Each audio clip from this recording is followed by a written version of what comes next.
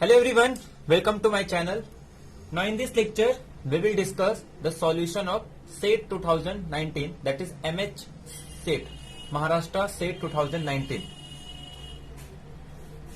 तो जो भी इस चैनल में नए हैं तो प्लीज चैनल को सब्सक्राइब कर ले और बेल आइकन को प्रेस कर ले ताकि आपको सारे अपकमिंग वीडियोस के नोटिफिकेशन मिल सके और जितने भी लेक्चर्स हैं चाहे वो नेट के हो, IIT जैम के हो या सेट के हो, सारे वीडियोस आपको मिल सके।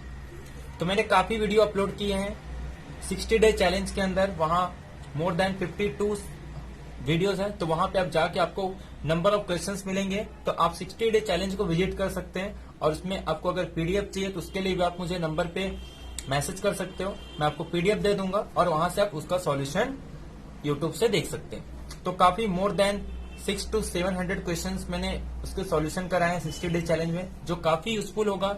उसमें से बहुत सारे क्वेश्चंस आपके नेट के एग्जाम्स में भी आए थे, तो आई होप वो आपके लिए काफी यूजफुल होगा। तो आप 60 डे चैलेंज की वीडियोस को देख सकते हैं। तो आज के लेक्चर में हम डिस्कस करेंगे सेट 2019 के सेक्शन 1 के क्वेश्चंस को, दैट इज मैथमेटिकल साइंस के। तो स्टार्ट करते हैं। तो जो फर्स्ट क्वेश्चन था सेक्शन ए में, फर्स्ट क्वेश्चन ये काफी सिंपल क्वेश्चन है कि इंटरसेक्शन पे, ये जो क्वेश्चन है इंटरसेक्शन पे रिलेटेड है। तो हमें इसमें एक रिजल्ट याद रखना है कि कोई भी पॉइंट, लिमिट पॉइंट अगर सपोज सेट के अंदर बिलोंग करती है तो वो सेट क्या हो जाता है, क्लोज। तो यहां पे हमें क्या करना है, इंटरसेक्शन निकालना है।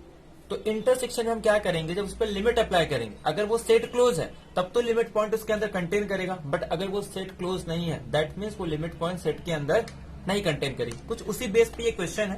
क्वेश्चन ये है कि for every n belongs to natural number, यहाँ पे हमारे पास 4 इंटरवल लगे हुए हैं, IN, JN, KN and last वाला आई थिंक LN है, ठीक है। IN, JN, KN and LN, that is only symbol. तो फर्स्ट जो इंटरवल है वो 0 to 1 बाय, बट इसमें ध्यान रखना दोनों ओपन इंटरवल है। JN तो दोनों क्लोज इंटरवल है, यानी कि IN is a open interval 0 to 1 by and JN is a close interval 0 to 1 by. Similarly KN जो है वो N से लेके इन्फिनिटी ओपन है, जबकि LN जो है वो क्लोज N से लेके इन्फिनिटी तक है। और हमें फाइंड करना है कि विच of the following sets is a non empty set. मैंने आपको एक चीज बताई थी कि अगर सपोज मान लो कोई सेट जो है वो इंक्रीजिंग सेट है, अगर वो इंक्रीजिंग सेट है तो अगर उसका लिमिट अप्लाई करेंगे तो वो हमेशा उसका यूनियन होता है। लेकिन अगर कोई डिक्रीजिंग सीक्वेंस है और अगर उस पर लिमिट अप्लाई करते हैं तो इंटरसेक्शन है। तो यानी कि हमें देखना है कि कौन सा डिक्रीजिंग सीक्वेंस है, क्योंकि देखो अगर मैं ध्यान से देखूं तो 0 to 1 by and 0 to 1 by, तो अगर इस सीक्वेंस को मैं धीरे धीरे इसका अगर 0 to 1 bye 0 to 1, 0 to 1 by 2, 0 to 1 by 3, तो ये सीक्वेंस कैसा है, डिक्रीजिंग सीक्वेंस है। क्लियरली ये भी सीक्वेंस कैसा हो जाएगा, डिक्रीजिंग सीक्वेंस। अब अगर n से लेके इन्फिनिटी तक अगर इसकी वैल्यू लो तो ये भी डिक्रीजिंग सीक्वेंस है, ये भी डिक्रीजिंग सीक्वेंस है, यानी कि सारे सीक्वेंस क्या है, डिक्रीजिंग है। अब हम इस पे लिमिट अप्लाई करते हैं, यानी कि अगर हम सभी सीक्वेंस को ध्यान से देखें तो हमारे पास जो फर्स्ट सीक्वेंस है दैट इज IN सीक्वेंस को जो डिफाइन किया है IN, ZN, KN and LN। देखो अगर मैं KN की बात करता हूं that is N to infinity और जो LN है वो क्लियरली N से लेके इन्फिनिटी तक है। अब इसमें होगा ये, जब मैं इंटरसेक्शन लूंगा जैसे कि 1 से लेके इन्फिनिटी, 2 से लेके इन्फिनिटी, 3 से लेके इन्फिनिटी, 4 से लेके इन्फिनिटी, तो अगर मैं इसकी कितने भी आगे चले जाऊं बट जब उनका इंटरसेक्शन लूंगा उसके अंदर बहुत सारे पॉइंट कंटेन करेंगे, क्योंकि ये जो n की वैल्यू एग्जिस्ट ही नहीं हो रही। जब n ये लिमिट ही इनफाइनाइट तक है तो हम लोग ये कैसे डिसाइड कर सकते हैं कि उसके इंटरसेक्शन पॉइंट में कितने नंबर ऑफ एलिमेंट आएंगे, यानी कि KN और DN का इंटरसेक्शन डिफाइन ही नहीं कर सकते। फिर आते IN एंड ZN पे। अब यहाँ पे देखो IN जो है वो 0 से लेके 1 by n तक है। अगर मैं ध्यान से देखूं तो ये 0 से लेके 1, 0 से लेके 1 by 2, 0 से लेके 1 by 3, तो क्लियरली एक डिक्रीजिंग सीक्वेंस भी है और बाउंडेड सीक्वेंस भी है। तो जब अगर हम इस पे लिमिट अप्लाई करेंगे तो उसकी लिमिट आ जाएगी 0 से लेके 0 तक, यानी कि 1 by n कहां अप्रोच करता है, 0 पे।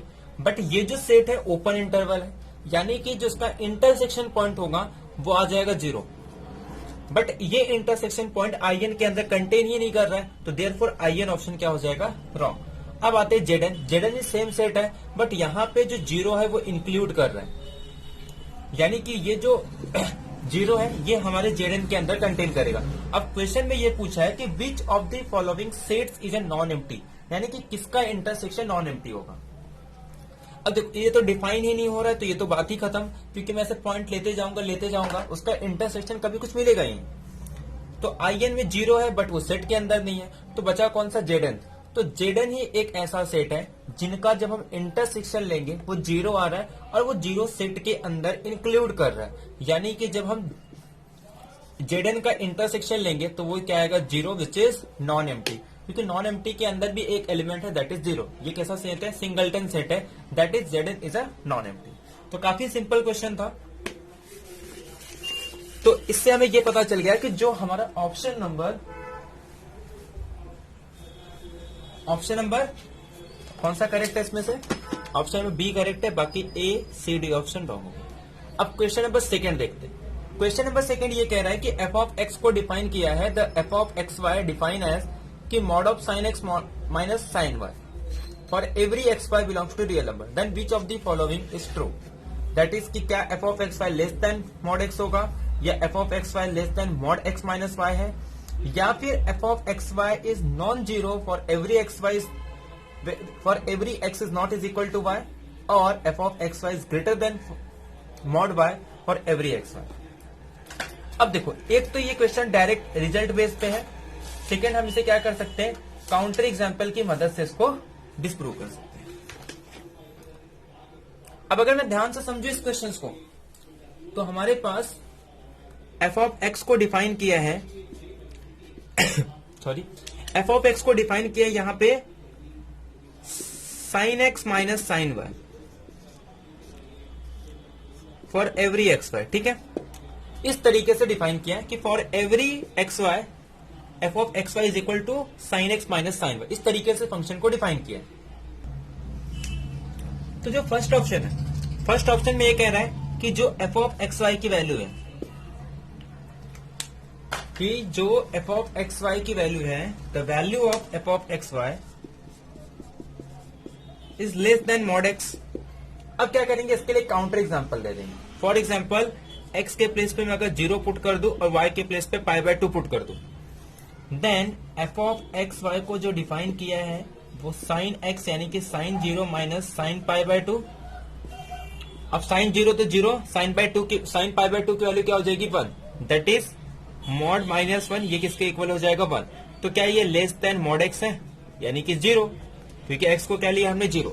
तो clearly f of x y is not less than mod x, यानी कि फर्स्ट ऑप्शन हो गया एलिमिनेट। ऐसे ही सेकेंड ऑप्शन अगर हम देखें तो सेकेंड ऑप्शन को बाद में चेक करते हैं, पहले थर्ड ऑप्शन।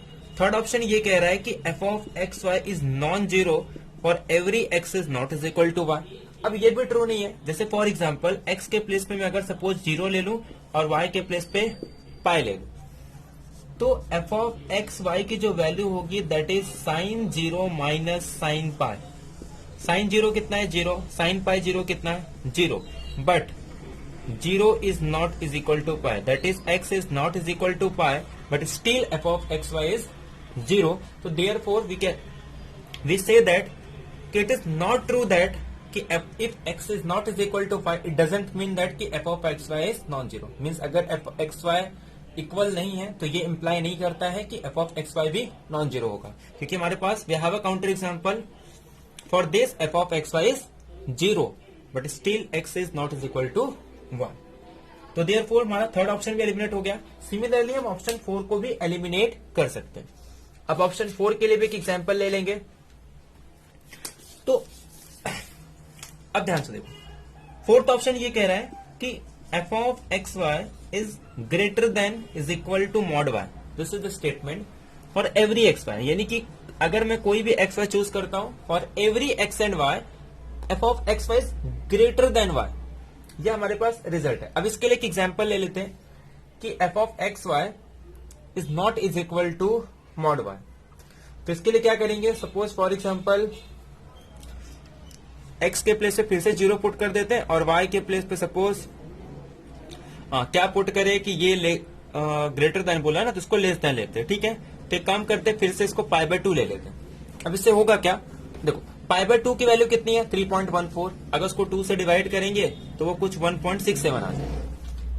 बट अगर एफ ऑफ एक्स वाई की हमने वैल्यू निकाली थी कि अगर हम सपोज 0 और पाई बाय 2 पुट करेंगे तो साइन 0 तो 0, साइन पाई बाय 2 कितना हो जाएगा 1, but 1 is not is greater then 1.67। अब यहाँ पे जो एफ ऑफ एक्स वाई वो ग्रेटर देन 1.67 से नहीं है, तो देयरफॉर हमारे पास काउंटर एग्जांपल है कि जो फोर्थ ऑप्शन को भी एलिमिनेट कर सकता है। अब बचा कौन सा, क्योंकि नेट जो सेट के क्वेश्चंस होते हैं वो सारे सिंगल चॉइस के रहते हैं, तो देयरफॉर ऑटोमेटिक हमारा जो बी ऑप्शन है वो राइट हो जाएगा। वैसे इसको चेक करने की जरूरत नहीं थी, क्योंकि जब हम यूनिफॉर्म कंटिन्यूअस चेक करते हैं तो वहां पे हम ऑलरेडी ये रिजल्ट हमें पता होता है कि sine x minus sine y is always less than mod x minus y. वैसे भी चेक करने की जरूरत नहीं थी, क्योंकि जो साइन फंक्शन है ये हमेशा लिप्स्किट कंडीशंस को सेटिस्फाई करता है। दैट मीन्स ये फंक्शन जो है यूनिफॉर्म कंटिन्यूअस होता है। तो therefore f is a satisfy this condition, therefore f is a Lipschitz condition. तो हमारा बी ऑप्शन तो ऑटोमेटिक वैसे भी ट्रू हो रहा था। अगर रिजल्ट पता है तो ठीक है, अगर रिजल्ट सपोज हमें नहीं भी पता होता तो भी हम ए और सी डी ऑप्शंस को by using a counter example eliminate कर सकते हैं। तो एग्जाम में जब आप पेपर पे बैठोगे तो आपके माइंड में क्वेश्चंस बहुत होने चाहिए, जिससे कि आप एग्जांपल्स को काउंटर एग्जांपल की मदद से एलिमिनेट कर सकते हो। मैंने नेट के भी क्वेश्चंस में काफी आपको डिस्कस किया है कि जब भी आप एग्जाम में बैठो आपके माइंड में एग्जांपल्स होने चाहिए। जितने ज्यादा एग्जांपल्स होंगे उतने ज्यादा काउंटर एग्जांपल से आप ऑप्शन से खेल सकते हो। आपको ऑप्शन से खेलने आना चाहिए। एक बार आपको ऑप्शन से खेलने आ गया तो आपके लिए कॉम्पिटेटिव एग्जाम में बहुत यूजफुल होगा। ठीक है,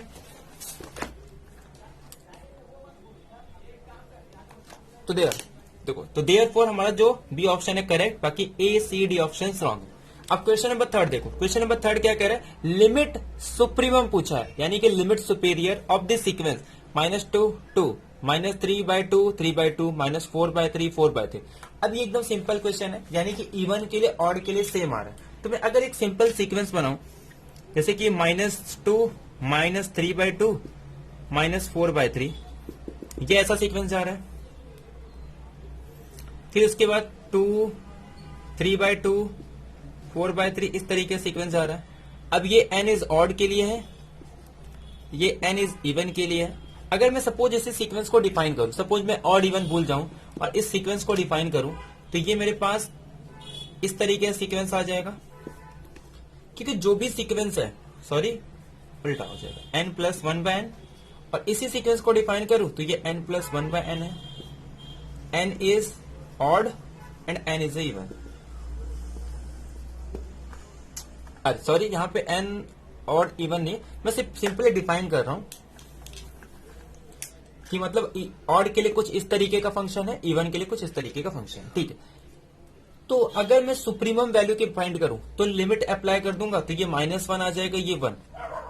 तो लिमिट सुपीरियर क्या आ जाएगी 1, लिमिट इंफीरियर कितना हो जाएगा -1। तो देयरफॉर इस सीक्वेंस का जो लिमिट इंफीरियर है वो -1 आएगा, बट लिमिट सुपीरियर कितनी आ जाएगी 1। तो देयरफॉर हमें पूछा क्या है, what is the limit superior of this sequence -2 2 -3 इसका। ठीक है, तो देयरफॉर हमारा जो सी ऑप्शन है वो करेक्ट हो जाएगा कि जो लिमिट सुपेरियर है द गिवन सीक्वेंस का, उसकी वैल्यू क्या होगी, the value of limit superior of the given sequence is 1। तो therefore A B and D option are incorrect. Now the next example is कि one of the value of i⁻i is, देखो starting के 3 questions real analysis से थे। अब ये जो question number 4 है is related to complex analysis. मैंने आपको सिलेबस में बताया था कि कौन कौन से टॉपिक से कितने कितने क्वेश्चंस आने वाले, उसमें से आपको कौन सा अटेम्प्ट करना है और कौन सा छोड़ना है, ये सब मैंने आपको पूरे लेक्चर में डिस्कस किया था। अगर जिसने भी वो लेक्चर नहीं देखा है तो एक बार प्लीज जाके वो लेक्चर देख सकते हो, काफी यूजफुल लेक्चर होगा आपके लिए। One of the value of i⁻i के एक वैल्यू निकालनी है। सिंपल सा क्वेश्चन है, एकदम बेसिक क्वेश्चन है ये। i⁻i है, अच्छा i को मैं कैसे लिख सकता हूं, एक्सपोनेंशियल फॉर्म में लिख सकता हूं। क्यों ऐसे, क्योंकि देखो i है, इसका मतलब हमें सिर्फ i वाला पार्ट चाहिए, तो हमें cos को 0 पुट करना है। तो cos 0 के लिए हम क्या पुट करेंगे, π/2, तो cos π/2 0 होता है, जबकि sin π/2 की वैल्यू 1। तो हमारे पास सिंपल क्या आ जाएगा i। तो देयरफॉर अब इसे मल्टीप्लाई करेंगे तो ये हमारे पास i × i² यानी कि -1 तो -π/2। तो देयरफॉर i की एक वैल्यू आ गई e−π/2। हमें एक ही वैल्यू तो पूछा है, चेक कर लेते क्या ये ऑप्शंस में है। अगर ऑप्शन में है तो ठीक है, नहीं तो 2n प्लस 2nπ ऐड करके देखेंगे कि कोई और इसकी वैल्यू आ रही है। और अगर यही वैल्यू मिल जाता है तो one of the value of i is e−π/2। देखो ये पहला ही ऑप्शन है, तो therefore b c D option incorrect हो जाएगा, क्योंकि सिंगल चॉइस का क्वेश्चन है तो एक ही ऑप्शन राइट हो सकता है, इसीलिए one of the value of i। यही अगर मल्टीपल चॉइस का होता तो शायद उसमें 2nπ ऐड करके और भी कुछ पॉइंट पे ये i गिवन देता, बट एक ही वैल्यू पूछा है तो देयरफॉर i की वैल्यू कितनी हो जाएगी e−π/2। एक तो डायरेक्ट कर सकते हैं, इसके अलावा हम लॉग का यूज करके भी फाइंड कर सकते हैं, बट वो थोड़ा डिफिकल्ट हो जाएगा, सिंपल मेथड से आ रहा है। Question number 5। क्वेश्चन नंबर 5 में ये कह रहा है कि V denote the vector space. देखो बड़े ध्यान से समझना, वी डिनोट कर रहा है vector space n cross n symmetric, मतलब पहला हिंट ये है कि सिमेट्रिक मैट्रिक्स है। Dimension v as a vector space over r। अच्छा एक और चीज, ये कॉम्प्लेक्स मैट्रिक स्पेस है ओवर r। पहली चीज तो आपको सिमेट्रिक याद रखना है, दूसरा नोट याद रखना है कि कॉम्प्लेक्स मैट्रिक्स है, वो भी c के ऊपर नहीं बल्कि r के ऊपर है, तो डायमेंशन v का फाइंड करना है वेक्टर स्पेस ओवर r। अब यहां ध्यान से सुनो, अगर सपोज C ओवर C, अगर हम सपोज कोई भी वेक्टर स्पेस बनाते हैं, let suppose C is a vector space over C, then dimension is 1। If suppose vector space of R over R, then dimension is 1, but if vector space C over R, then the dimension is 2 and the basis is 1 and I। ये हमारे पास basis होता है, basis है तो इसके मतलब इस vector space के हर एक एलिमेंट को मैं इसके लीनियर कॉम्बिनेशन में ले सकता हूं, where a b belongs to real number. तो क्लियरली यही हमारे पास डेफिनेशन भी हो जाता है कि C is the set of the form a plus b i, where a b belongs to real number and I is equal to √-1। तो ये डेफिनेशन भी है, मींस C के हर एक एलिमेंट को मैं लीनियर कॉम्बिनेशन ए बी के linear combination में लिख सकता हूं। तो यानी कि जो बेसिस एलिमेंट आएंगे 1 और I, तो हर एलिमेंट को इसके लीनियर कॉम्बिनेशन में लिख सकता हूं जहां की स्केलर बिलोंग करेगा रियल नंबर को। तो देयरफॉर इसके बेसिस में कितने एलिमेंट आ रहे हैं? 2 एलिमेंट, यानी कि जो C ओवर R होगा उसका डायमेंशन 2 है। तो जब भी हमें अगर सपोज R के अंदर किसी भी वेक्टर स्पेस का डायमेंशन फाइंड करना है, तो हम जिस मेथड से R over R dimension find करते हैं, चाहे वो मैट्रिक्स का हो चाहे पॉलिनोमियल का हो, तो सेम मेथड से हम सॉल्व करेंगे। लेकिन सपोज अगर उसका एंट्री C है तो हमें कुछ नहीं करना है, R ओवर R का डायमेंशन फाइंड करके, मतलब R ओवर R मतलब जैसे मैट्रिक्स है तो मैट्रिक्स की एंट्री भी R होगी और उसका फील्ड भी R होगा। पॉलिनोमियल है तो उसके जो कोएफिशिएंट होंगे वो भी R से होंगे और जिस के ऊपर डिफाइन कर रहा हूं फील्ड भी R होगा। तो ऐसे ही हम फाइंड करेंगे और उसके बाद उसको 2 से मल्टीप्लाई कर देते हैं, सिंपल। तो अब हमें क्या करना है, सिमेट्रिक मैट्रिक्स का डायमेंशन निकालना है। तो सिमेट्रिक मैट्रिक्स का डायमेंशन निकाल के हम उसको 2 से मल्टीप्लाई कर देंगे। तो सिमेट्रिक मैट्रिक्स सपोज अगर R ओवर R है, सिमेट्रिक मैट्रिक्स का मतलब क्या होता है, सपोज मान लेते हैं n क्रॉस n, तो हम समझते हैं n क्रॉस n को एज अ 4 क्रॉस 4। तो अगर सपोज मैं यहाँ पे 1 2 3 4, हमें सिर्फ ये देखना है कि कितने डिस्टिंक्ट एलिमेंट में पॉसिबल है इस मैट्रिक्स के अंदर सिमेट्रिक मैट्रिक्स भी हो और कितने डिफरेंट पॉसिबल डिस्टिंक्ट एलिमेंट में डिफाइन कर सकता हूं। 1 2 3 4 सिमेट्रिक मैट्रिक्स है तो उसी को मैं कॉलम में भी लिख दूं, तो 1 2 3 4। फिर इसके बाद 5 6 7 उसी को यहां भी लिखना है, 8 9 उसी को यहां भी लिखना है और 10। मीन्स यहां पे डिफरेंट पॉसिबिलिटी कितनी 4, यहां पे डिफरेंट पॉसिबिलिटी कितनी 3, यहां पे डिफरेंट पॉसिबिलिटी कितने 2 और यहां पे डिफरेंट पॉसिबिलिटी कितने 1। अगर मैं ध्यान से देखूं, अगर इसी मैट्रिक्स को मैं n क्रॉस n करूं तो फर्स्ट मैट्रिक्स में जब 4 क्रॉस 4 ऑर्डर में 1 से 4 है तो n क्रॉस n ऑर्डर में यहां से लेके कितने डिस्टिंक्ट एलिमेंट आ जाएंगे n, यहां पे कितने आ जाएंगे n-1, ऐसे लास्ट में कितने आ जाएंगे 1। तो अगर मैं इनका सम कर दूं तो ये हमारे पास summation of n natural number. तो summation of n natural number कुछ और नहीं बल्कि n इंटू n प्लस 1/2, यानी कि वेक्टर स्पेस अगर एक सिमेट्रिक मैट्रिक्स है तो सिमेट्रिक मैट्रिक्स से अगर हम वेक्टर स्पेस फॉर्म करेंगे तो उसका डायमेंशन कितना होगा, n into n plus 1/2। But हमें ये किसके ऊपर फाइंड करना है, उसकी एंट्री तो C से है, जबकि डिफाइन करना है ओवर R। तो हम इसे सिंपल क्या करेंगे, 2 से मल्टीप्लाई कर देंगे, तो 2 कैंसिल, सिंपल आ जाएगा ये n square plus 1। Now this is the dimension of vector space of n cross n symmetric complex matrix over R। तो देयरफॉर हमारा जो आंसर होगा यहाँ पे n इंटू एन प्लस 1/2 नहीं, मतलब n स्क्वायर प्लस n फिर डिवाइडेड बाय 2 नहीं होगा, बल्कि n स्क्वायर प्लस n हो जाएगा। तो चेक करते हैं कौन सा ऑप्शन है हमारा राइट।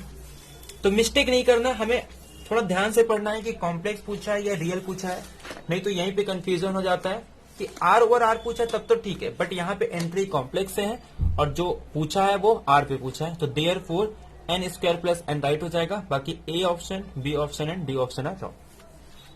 नेक्स्ट क्वेश्चन ये है कि t r/n से लेके R तक डिफाइन किया है कि E1 के एलिमेंट 0 पे जाएंगे, जबकि EJ के एलिमेंट EJ-1 यानी कि उसके एक पीछे जाएगा।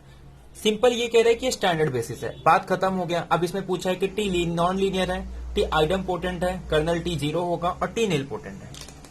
पहले देखो जिस तरीके से डिफाइन किया है स्टैंडर्ड बेसिस बोल दिया है, तो लीनियर चेक करने की तो जरूरत ही नहीं है। इसमें एक लीनियर ट्रांसफॉर्मेशन को डिफाइन किया कि टी ऑफ एन के जो एलिमेंट है वो 0 पे जाएंगे। अब एक काम करते हैं, सपोज मैं एन को ले लेता हूं 1 2 3, टी ऑफ E1 को 0 से डिफाइन कर देंगे, जबकि टी ऑफ E2 को डिफाइन करने का तरीका है इसे EJ को EJ-1, तो E2 को E1, सिमिलरली E3 जो होगा वो क्या हो जाएगा, सिंपल E2। अब यहाँ पे E1 जो स्टैंडर्ड बेसिस है, तो एक काम करते हैं, अगर मैं इसका मैट्रिक्स फॉर्म करूं तो इसको मैं कैसे लिख रहा हूं, 0 into E1 plus 0 into E2 plus 0 into E3। तो इस कोएफिशिएंट को मैं मैट्रिक्स में लिख दूं तो 0 0 0। सिमिलरली E1 को मैं कैसे लिख सकता हूं, 0 into E1 plus 1 into E2 plus 0 into E3, यानी कि ये हो जाएगा 0 1 0। सॉरी ये E1 ही है ना, यहाँ पे किधर गया डस्टर, ये यहाँ पे 1 आ जाएगा और यहाँ पे 0, मीन्स 1 0 0। सिमिलरली इसे मैं लिख सकता हूँ 0 into E1 plus 1 into E2 and 0 into E3, that means 0 1 0। ये सिंपल मैट्रिक्स होगी। अब देखो पहला क्वेश्चन टी नॉन लीनियर को हटा दो, ये सिंपल लीनियर मैप पे डिफाइन किया यहाँ पे।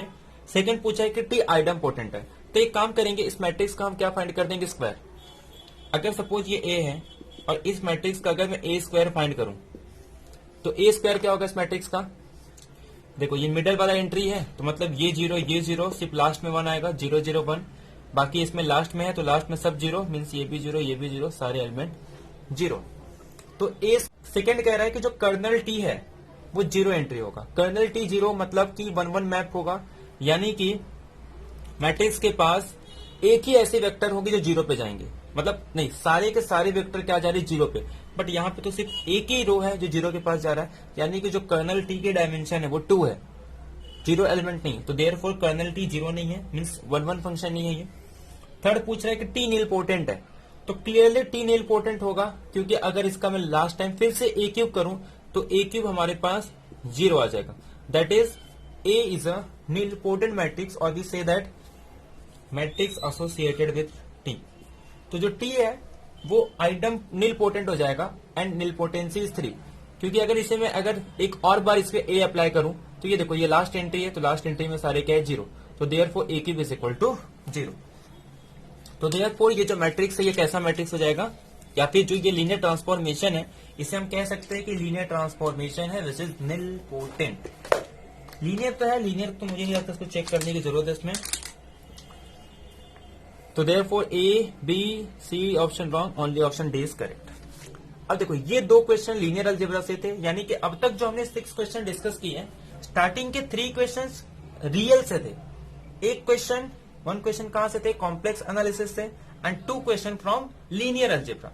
Now the next 2 question from probability, और प्रोबेबिलिटी का काफी सिंपल क्वेश्चन है, बहुत ही सिंपल क्वेश्चन मैं कह सकता हूं, क्योंकि 1 मार्क्स का क्वेश्चन है तो आपको सिंपल, अरे स्टार्टिंग के 10 क्वेश्चन है, एक्चुअली 2 मार्क्स का ये, बट स्टार्टिंग के 10 क्वेश्चन काफी सिंपल है।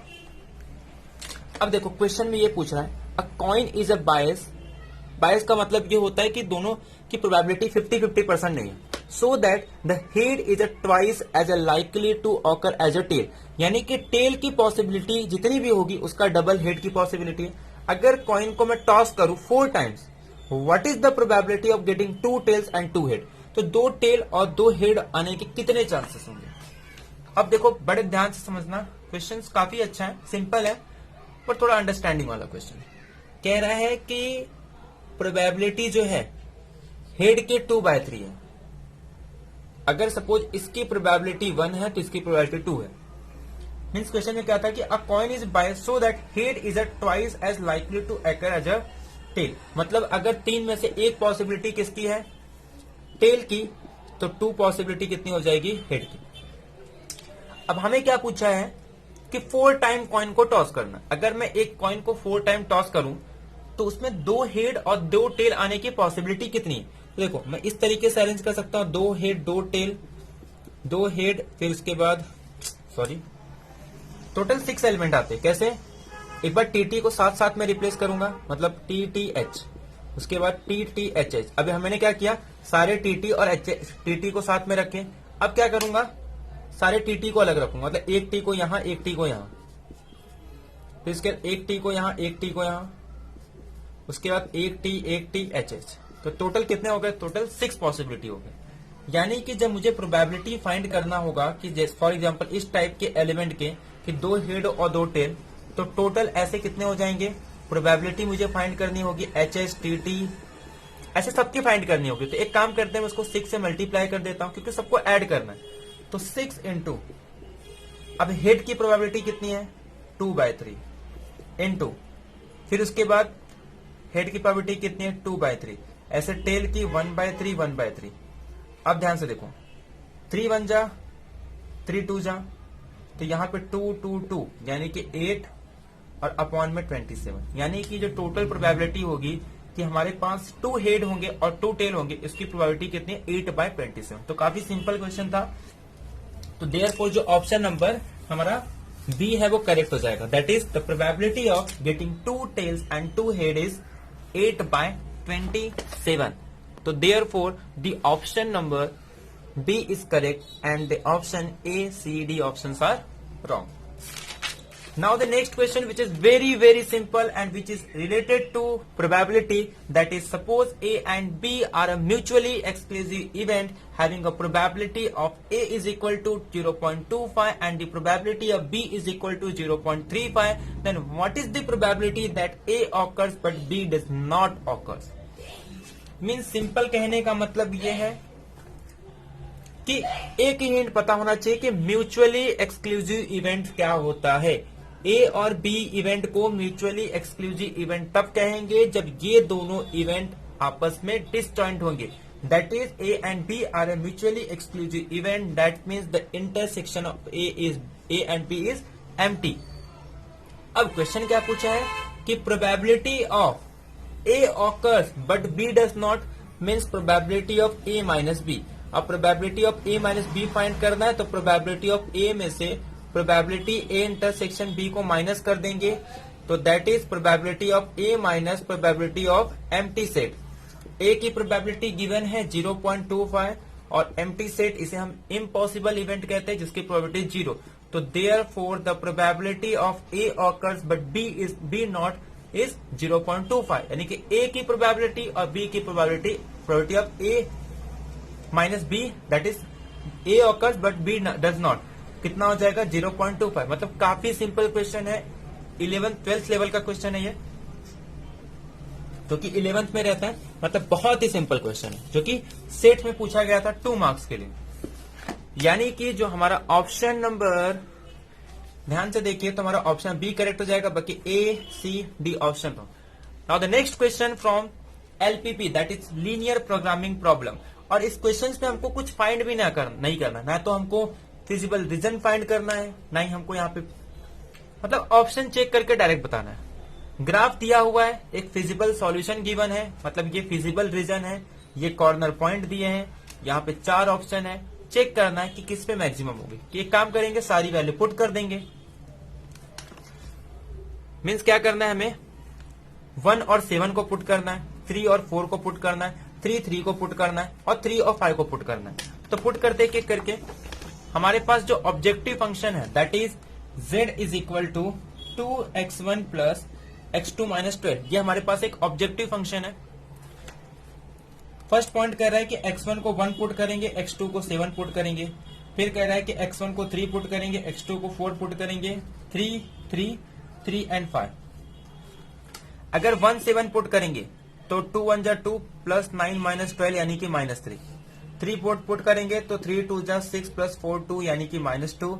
3 2 जा 6 प्लस 3 9, ये भी -3 और 3 2 जा 6 प्लस 3 तो रॉन्ग कहूंगा मेरा, छोड़ जाना।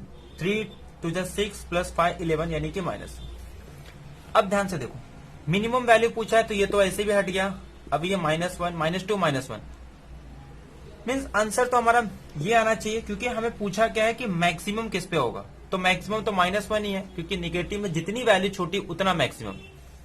बट प्रॉब्लम ये हो गया कि जो 3 और 5 है ना वो हमारे फिजिबल सॉल्यूशन के अंदर नहीं है, तो देयरफॉर हमारा 3 4 राइट हो जाएगा। बट चेक करना है कि क्या 3 4 है, हाँ तो 3 4 है। अभी मैं आपको ग्राफ दिखाता हूं कि 3 4 और 3 5 में से हमने क्यों 3 और 4 को चूज किया।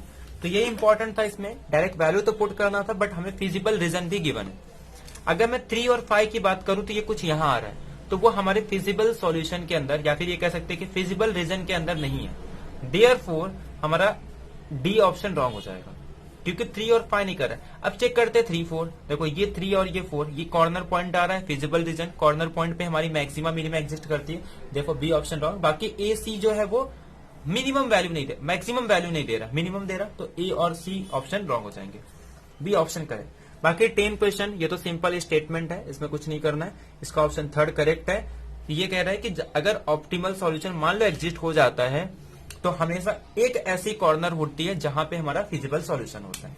बाकी ऑप्शन इसमें से रॉन्ग हो जाएंगे, ए बी डी ऑप्शन। तो ये थे हमारे आज के सेक्शन ए सेट 2020 के क्वेश्चन, जो कि काफी सिंपल क्वेश्चन थे, जहां पे हमने कंप्लीट सॉल्यूशन डिस्कस किया सेट 2019 के सेक्शन ए के मैथमेटिकल साइंस के। आई होप आपको ये वीडियो पसंद आया होगा। तो नेक्स्ट लेक्चर में हम डिस्कस करेंगे पार्ट बी या सेक्शन बी के क्वेश्चंस को। और अगर वीडियो पसंद आया तो अपने जितने भी फ्रेंड्स होंगे जो सेट की प्रिपरेशन कर रहे हैं उनको शेयर करें, और आगे के जो भी वीडियोस रहेंगे उनको भी देखें। और प्लीज 60 डे चैलेंज में ऐसे बहुत सारे वीडियो जो सेट के लिए भी आपके काफी यूजफुल होंगे, तो आप वहां देख सकते हैं, क्योंकि रियल एनालिसिस, लीनियर अलजेब्रा और वहां पे काफी क्वेश्चन अप्लाइड के भी है जो आपके काफी यूजफुल होने वाले हैं आपके सेट के एग्जाम के लिए। तो आप 60 डे चैलेंज में बहुत सारे आपको क्वेश्चंस मिलेंगे, वो भी देख सकते हो। और बाकी सेट के भी ऐसे ही मैं 3-4 लेक्चर लेके आ जाऊंगा, जिसमें आपको कुछ इंपॉर्टेंट कि किस तरीके से अप्रोच करना है वो सारे डिस्कस करेंगे। तो मिलते हैं नेक्स्ट लेक्चर में कुछ नए क्वेश्चंस के साथ। Thank you.